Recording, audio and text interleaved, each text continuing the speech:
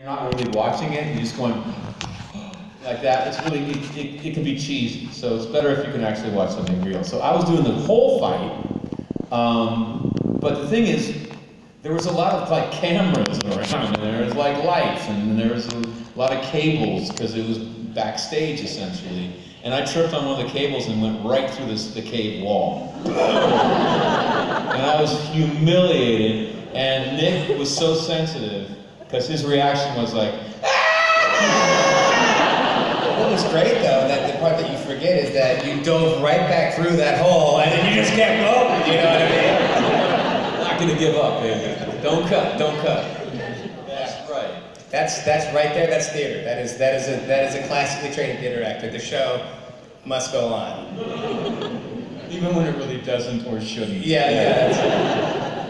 Nice, right, let's go for another question from the crowd. A hat man. You want to go for the hat? Man with hat. Man with hat. You, hat That's man. you, it's you. Yeah, the one I'm looking at, literally I'm pointing at. Yeah. I've changed my mind. Okay.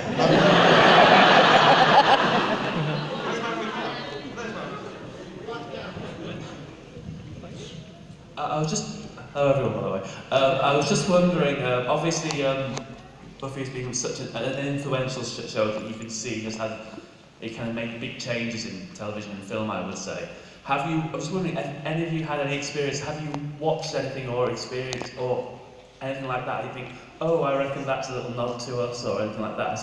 Has any reference to the show or maybe an influence popped up unexpectedly while you were watching something else, or? You mean that was based off of Buffy? Yeah, or maybe inspired by or something like that. Well, I did like a 5 or 6 episode arc on Private Practice, and I played a rapist on the show, and I'd never really seen the show, and I guess the show had a lot of music, and Shonda Rhimes is a huge fan of Joss, and so she asked me to do the part because she just felt like, who was the least favorite person that you would think is a rapist, and her answer was Xander.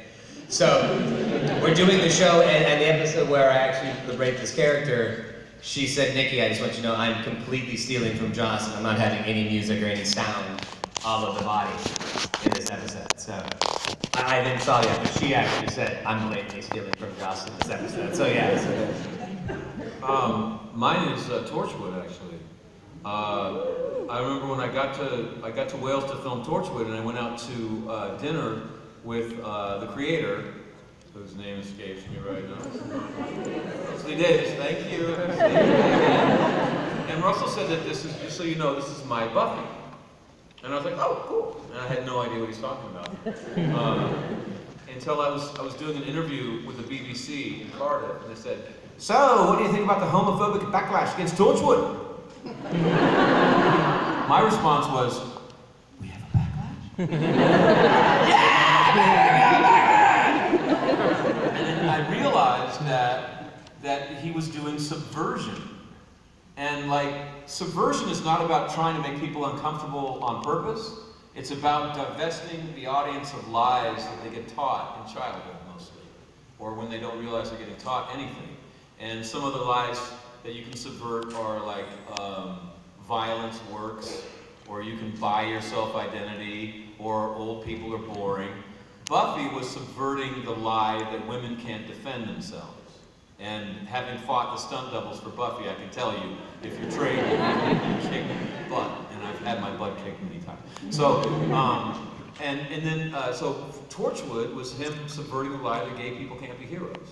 And so I was and a lot of people got uncomfortable with that. So I'm subversive, I was really happy with that.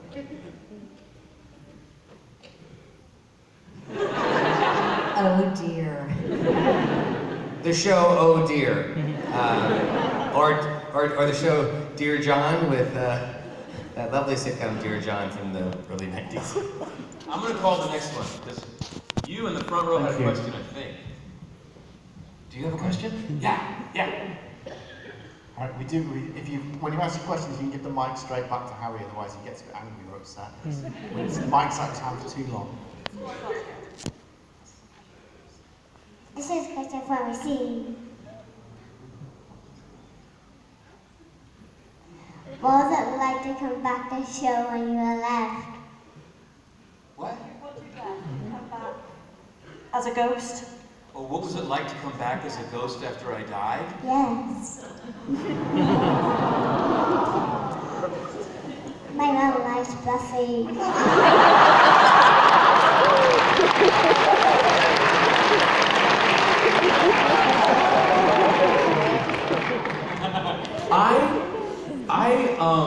I was really happy to still have a job.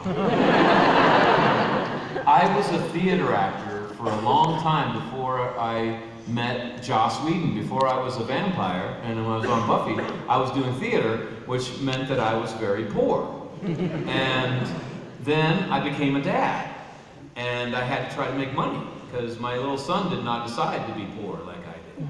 And I met Joss Whedon, and it was great. I was making good money, and then Buffy was over, and I was like, oh no! And then he said, well, come over to Angel, and I said, you betcha.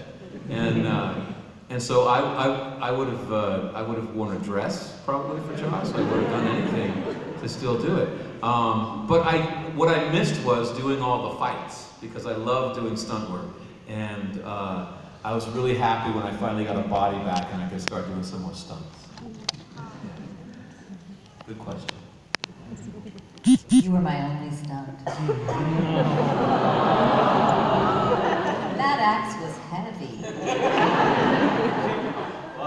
I am not among the women who could defend themselves physically, but I can defend myself verbally. Verbally, yeah. Someone asked me once, in a fight between the vampires of Buffy and Twilight, who would win? And I said, well, Buffy, because we demoralized them with superior dialogue.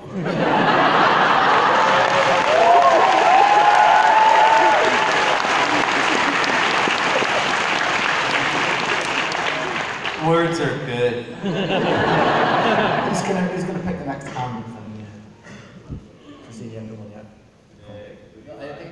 What? Oh, pick a person. Ah, right there. This is the person you're going to want to make out with. Was that what you did? Oh, right there. Right there. So to start on a little sad note, whose death made you most emotional other than your own characters? Oh, what death was most emotional? Like fake television death. Gee, for me it was mine.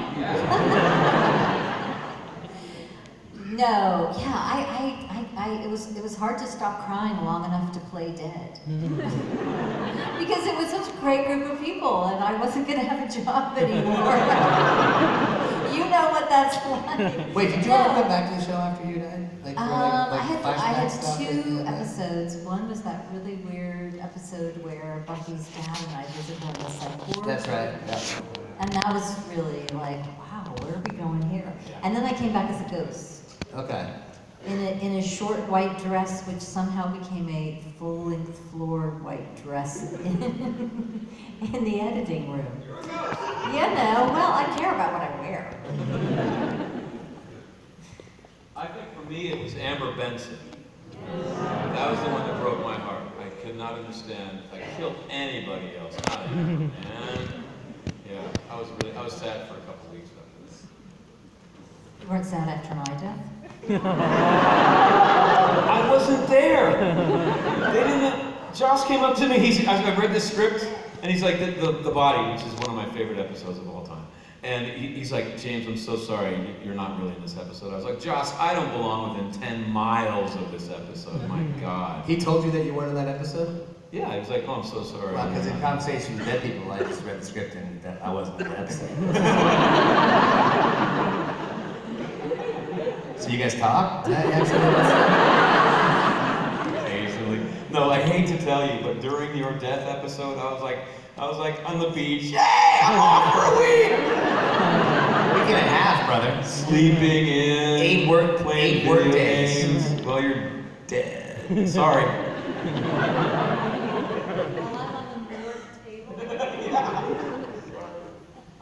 Okay, hands in the air, come on. Who we got next? It really is your Oh, turn me. now. You're holding a steak, aren't you? What is that? Is it? Let's go with you. Is it a microphone? Just use it. The microphone is coming. The lady with the steak. Maybe we should go deep next time. So medium rare steak. My question's for Kristine. If Buffy hadn't told you, well, your character, that she was a Slayer, do you think she ever would have figured it out? Or just sort of lived in denial? Can you say that again? If Buffy hadn't told Joyce that she was a Slayer, do you think Joyce would have figured it out? Or would she have just lived in denial? This is how I made it work for me, because a lot of people said, how could Joyce have not known? I mean, it was right in front of her. But I felt like you saw Joyce through Buffy's eyes, not necessarily who she was. So when Buffy needed her mom to not know that she was a vampire slayer, she didn't know. But I think mothers are a lot smarter. You know, there's times as a mother where you see something going on and you know instinctively to just stay quiet about it. So I'm not sure, you know, so that makes it different as to when did she actually know and when she didn't. I think she knew before, but Buffy wasn't ready to share that with her. You know, like when you're a teenager, you don't want to share things with your parents. So there was a lot of that at play. So that's how I made it work for myself as an actress, because it was kind of a tall order. You know what though? Like, we're parents, right? And if my daughter was staying out late at night, coming home with bruises and scratches, the first guess would not be, you're a vampire. I would run through a lot of other things first. So I think it's fairly realistic that you didn't jump to that conclusion right away. Yeah. And she had gotten into a lot of trouble, you know, where we were before. So She was a rabble rouser, you know? So I was really concerned about her, but I didn't really know what she'd been up to before this move and what she was up to now. Yeah, that would be the last thing I guessed. That would surprise me. Okay, next question. Who you gonna pick? It's James. Oh, wow. Way in the back, in the red dress. I'm gonna fall any minute now.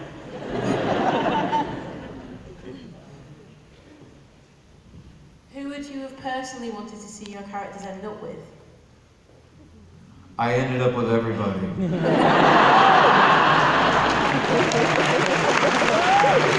I was his favorite. There's a lot of good fan fiction out there. Do you read that stuff? No, I'm just told about it. Only the stuff where you make love to me. Not me making love to you, but you making love to me.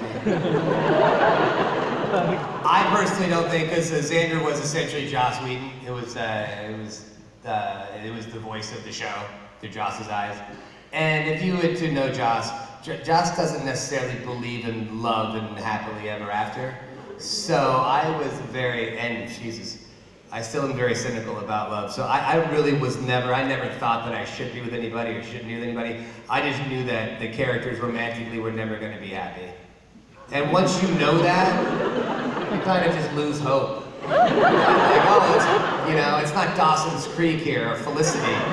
You know, we know that, and if you do fall in love with somebody, that person's most likely gonna die. You know, so it's, yeah, you kind of like the whole like romantic aspect of it for me, like soap opera, I was just like, that's out the door, you know. So I never really gave it much thought. And that, because it's also we're playing the characters too, so I think it's different.